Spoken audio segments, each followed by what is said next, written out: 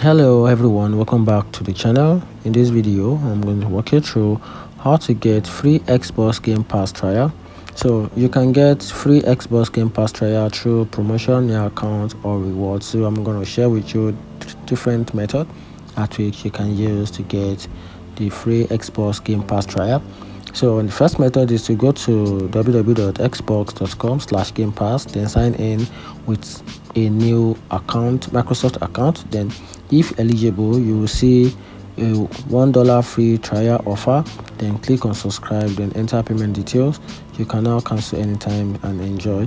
Then on the second method, which is go to reward.microsoft.com and sign in, earn point per search on Bings, taking quiz or completing tasks, then redeem points for free Game Pass subscription. Then third method, which is to free trial with new console controller. Some Xbox console and accessories comes with a free Game Pass trial in the box. Then check inside for a Game Pass code and redeem it at redeem.microsoft.com.